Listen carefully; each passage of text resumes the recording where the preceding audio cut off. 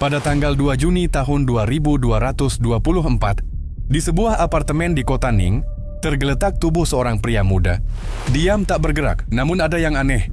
Dari sudut pandang berbeda, pria itu dapat melihat tubuhnya sendiri. Matanya terbuka lebar dan ia bergumam dengan suara gemetar.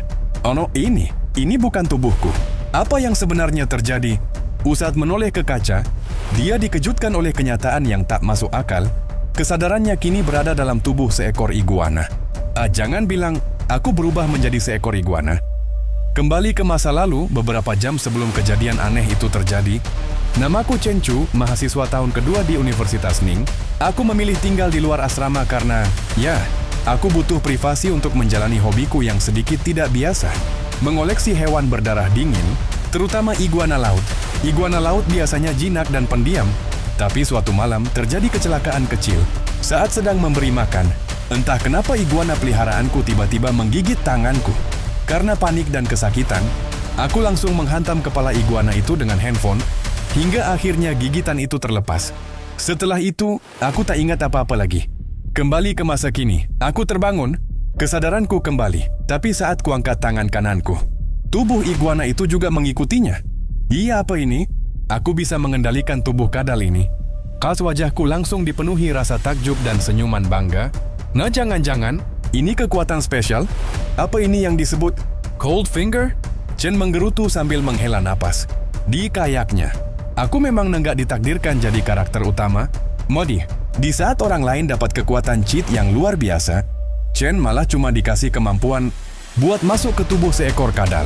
Lebih parahnya lagi, dia mulai merasa lapar. Ternyata, dia sudah pingsan seharian penuh. Akhirnya, Chen memutuskan untuk memasak makanan favoritnya.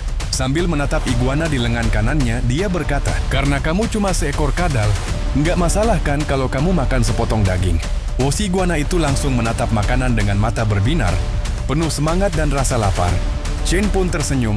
Sudah kuduga, mau kadal biasa atau iguana laut, semuanya doyan daging, don't see. Tapi tiba-tiba, sebuah notifikasi muncul di depan mata Chen. Klon Anda telah memakan daging, mendapatkan 5 poin evolusi. Konstitusi meningkat sebesar 0,5. Status window itu juga menampilkan informasi lengkap tentang dirinya. Chen menatap layar dengan bingung, lalu bergumam, "Haha, jadi apa sebenarnya kemampuanku ini?" Kasih dengan rasa penasaran, Chen langsung membuka bagian skill di layar window tersebut. Di tengah lamunan, Chen teringat kembali pada masa kecilnya. Sebuah kenangan lama yang terus membekas di dalam pikirannya. Saat itu ayahnya berkata dengan tegas, "Chen, kalau kamu berlatih tanpa dasar, itu sama aja tidak belajar apa-apa." Chen kecil berdiri dengan posisi kuda-kuda. Seluruh tubuhnya gemetar karena kelelahan. "Ayah, boleh aku istirahat sebentar?" Tanyanya lirih, tapi sang ayah hanya menggeleng dan berkata, "Tidak, menyerah di tengah jalan. Itu cuma dilakukan oleh pengecut." Mendengar itu, Chen menggertakkan giginya. Ia tak mau disebut pengecut.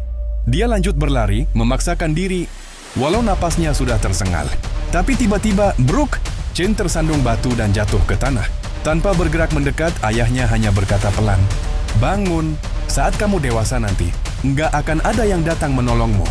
Beberapa hari setelah itu, ayah Chen memberikan sebuah kotak kecil. Isinya adalah tabungan, bekal untuk masa depan Chen. "Ayah harus pergi untuk perjalanan panjang," ucapnya singkat. Dengan langkah tenang, sang ayah berjalan keluar rumah. Dan sejak hari itu, dia tak pernah kembali. Tanpa sadar, kejadian itu sudah berlalu lebih dari 1 dekade. Namun bagi Chen, kenangan itu terasa seperti baru saja terjadi kemarin. Chen tersadar dari lamunannya.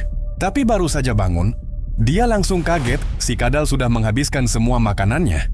"Cepat banget makannya, si kecil ini," gumam Chen sambil heran. Namun keanehan belum berhenti di situ.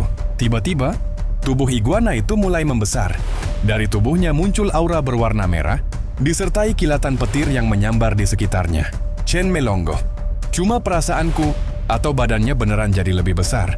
Tanpa pikir panjang, Chen langsung membuka status window.